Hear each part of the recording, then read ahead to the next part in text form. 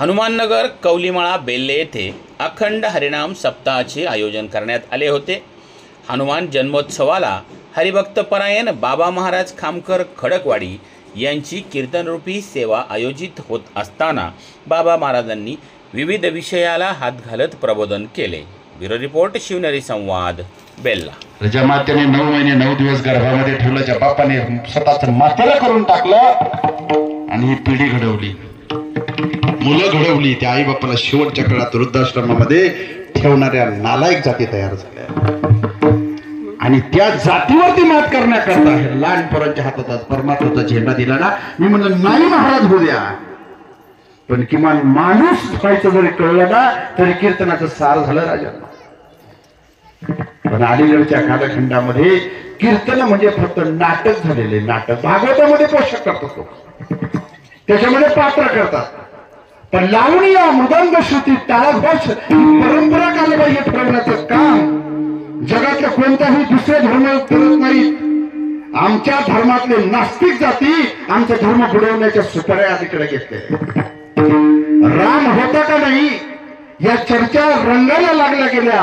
अरे पण राम होता की नाही या वादात पडण्यापेक्षा स्वतःच्या वडिलांच्या शब्दाखातर 13 वर्ष 56 दिवस काट्याकोट्यामध्ये चालणारा एक मुलगा होता, एवढं जरी डोक्यात राहिलं तरी परमार्थाचं साधन झालं।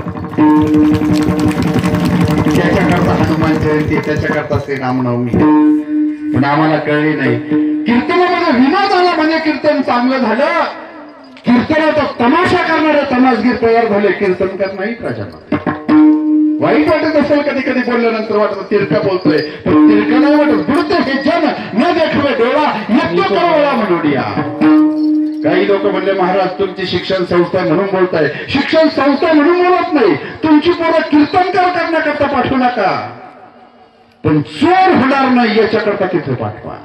चोर होणार नाही ही गरज आजच्या कालखंडाची। आणि म्हणून राजांनो कीर्तनामध्ये तुम्ही नाही आले तरी चालेल, लहान पोरग कीर्तनामध्ये आला म्हातारपण आपलं सुखात जाईल, त्याच्यापेक्षा वेगळं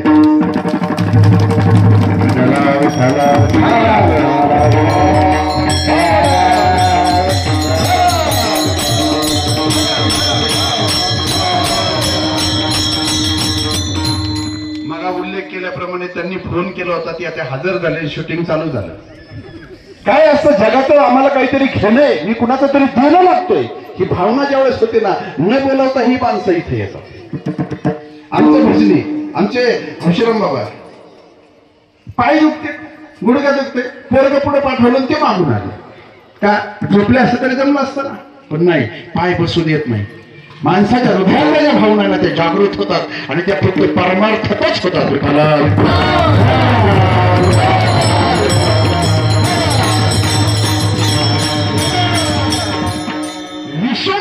ते पहिल्या लोकांनी गजर केला, पांडुरंगाच्या नामाने नामचिंतन झालं आणि अशा 8 पिढ्यामध्ये परमार्थ चालला। 8व्या पिढीमध्ये जसा 8वा कृष्ण जन्माला आला, उद्याच तुम्हाला काल्याचे ग्रंथ ऐकायला भेटत, पण जसा 8वा कृष्ण जन्माला आला, 8व्या पिढीमध्ये असा युग पुरुष जन्माला आला की ज्याने 4 वेदाचं सार गाठ्याच्या रूपाने 5वा वेद निर्माण करून दिलं। अनुरिमीय थोपड्या तुका आकाश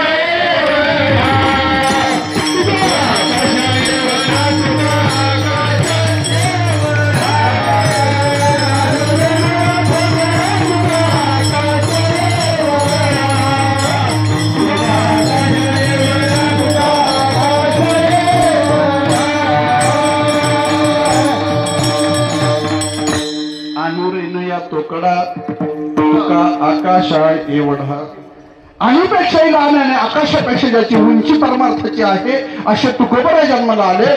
एक वडील जय जय करीती धर्म ठेवीती। या वारवडिलांच्या परंपरेनुसार पंढरीची वारी चालू झाली आणि पंढरीची वारी चालू झाल्यानंतर पंढरपूरला गेले। इतर संतांच्या मांदियारीमध्ये भगवंत हसत बसायचे आणि तुकोबरा आले का चेहरा पाडायचे आणि खाली मान घालून बसायचे। गोष्ट इतरांच्या लक्षात यायची आणि सगळ्या संतांनी म्हणायचं देवा आणि आम्ही आहे तोपर्यंत तुम्ही हसता खेळता, पण तुकोबरा आले की का थोडी मान खाली घालता? त्यांनी सांगितलं काही नाही, त्यांनी केलेल्या भक्तीची आठवण येते आणि त्या आठवणीने माझी मान खाली जाते। आणि एवढा परमार्थ केला, एवढी भक्ती केली, पण स्वतःसाठी काही नाही। काही नाही स्वतःसाठी मागितलं. ते मला आठवतं, माझ्यावरती ओझं होतं आणि त्या ओझ्याने मान खाली जाते. बाकीच्या संतांनी सांगितलं मग नाही मागितलं तर मागायला लावा ना, मागायला लावा ना. नाही मागणार, नाही लावा ना मागायला. तुकोबरायांना संतांच्या सांगण्यानुसार देवाने सांगितलं तुकोबरा काहीतरी मागा ना. तुकोबरायांनी सांगितलं काही मागणे हे अनुचित वडिलांची रीत. काही मागणं आमच्या वाडवडिलांनी काही मागितलं नाही. मी कसं मागायची रीत माझ्या वडिलांच्या आईची, वाडवडिलांची रीत आहे. मला शिकवलं नाही मागायचं. तुकोबराय गेल्याबरोबर देवाने सगळ्या संतांकडे पाहिलं. होतं तेवढा मनबार होता, तुम्ही अजून करायला लावला. ते म्हणले देवा एका गोष्टीनं तुम्ही लगेच त्रास करून घेऊ नका, पुढच्या वेळेस आल्यावर मागायला लावा. मागायला तुकोबराय आले त्यावेळेस पंढरपूरच्या वारीला आणि देवाने सांगितलं तुकोबराय काहीतरी मागा ना, काहीतरी मागा. तुकोबरायाने सांगितलं काय मागावं. मी मागच सांगितलं ना काही मागणी हे आम्हा अनुचित वडिलांची रीत जाणत असे. ते म्हणले आई तुकोबराय ऐका ना, माणूस जन्माला कशाला येतो. त्यांनी सांगितलं मोक्ष करता येतो. मग मोक्ष जर संत जन्माला मोक्ष करता येतात, मग जपी तपी संन्यासी हजारो वर्ष तपश्चर्या करून जो मोक्ष मिळत नाही तो मोक्ष मी तुम्हाला फुकट देऊन टाकतो. तुकोबराय म्हणले देवा तुझी मला खरंच कीव येते. म्हणले का. मोक्ष आम्हा घरी कामारी येताती, मोक्ष आम्हा घरी कामारी, मोक्ष आम्हा घरी कामारी येताती, आम्हा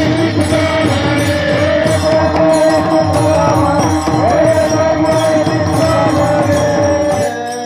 मोक्ष आम्हा घरी कामारी येतासी होय सांगू ऐशी. तुका म्हणे देवा हा मोक्ष आमच्याकडे कामारी येत अशी म्हणजे खरगडी. तो खरगडी म्हणून आमच्या घरामध्ये नांदतोय.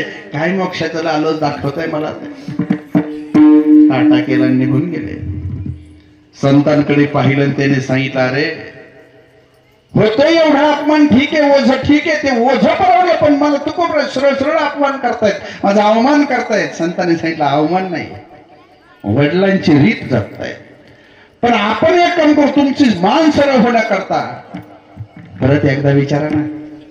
15 दिवसाच्या महिन्याच्या वारीला आले. तुकोबराय देव विचारतोय माणूस कुणाला घाबरतो. आताच्या काळातला तुकोबराय सत्य म्हणला फक्त बायकोला सोडून कोणालाच घाबरत नाही मी. बाहेर वाघ आहे पण घरात माझं मांजर होत. आई बापाला किती उलटा सुलटा बोलू शकतो मी पण बायकोला नाही बोलत. म्हणले का 84% पोरी येत 100 पोर आहेत. 16 जण बिगर वळू सारखेच फिरणारे बिगर बायकोचे. कुठं दुखू नका, दुखू खरंच नका दुखू. बायकांनी सुद्धा नवऱ्याची फार मोठी सेवा करावी, पण तो एक रंगाचं पाणी पित असेल तरच करावे. कळलं का तुम्हाला.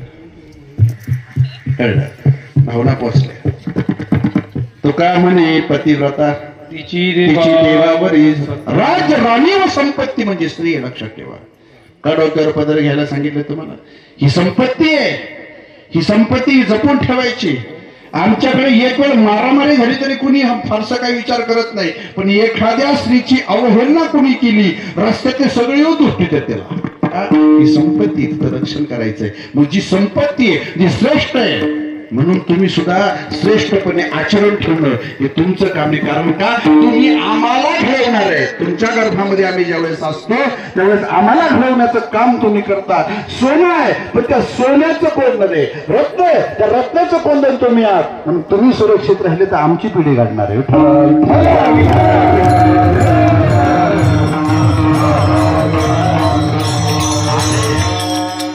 त्याने सांगितलं दे तुम्ही कुणाला घाबरता. माणूस